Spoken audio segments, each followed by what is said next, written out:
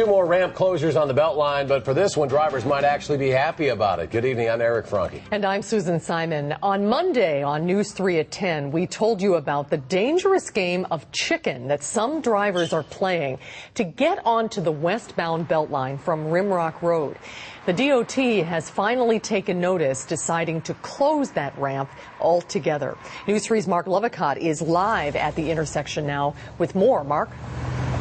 And Susan, we've learned in the last hour another on-ramp to the Beltline will be closing. Park Street, just up the Beltline here. The DOT says, bottom line, it comes down to just safety. But just 3 days ago, they told us, really, this wasn't an option. And ramps like this one, they needed to stay open. Whether it was their research or our story, they clearly had a change of heart. We're not sure any other way to make Rimrock Road better than to try this. Drivers have clearly been frustrated. It's kind of stupid. And some scared as they merge from Rimrock Road to the West Beltline. It's become a game of chicken, so to speak, because of construction, ironically, to make the Beltline safer. We needed to shorten up the amount of time it takes to merge in from Rimrock Road onto the Beltline. And when you do that, you have to yield at the bottom, which means a lot of the cars are stopping. They need to accelerate and get into traffic in a short period of time. It's when we have rush hour or incidents in that zone where everything just becomes gridlock.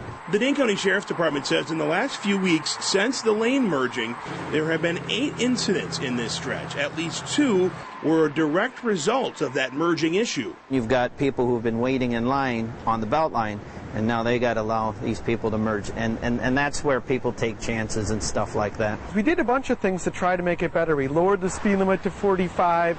We asked traffic to use the left lanes to help you merge in, but we're still experiencing some problems. News 3 pointed out those problems on Monday. 3 days later, the DOT is shutting down the ramp, at least for the next few weeks. They say safety is their main concern, and it really was their only choice. Does this solve all of our problems? No, there may be more congestion at John Nolan Drive because a lot more people will be using that.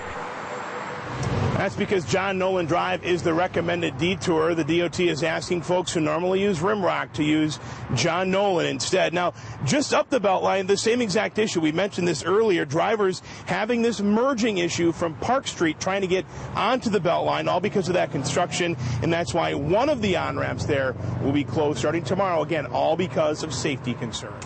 Well, and Mark, because of the safety concerns, what about future projects? Is the DOT going to consider doing this again?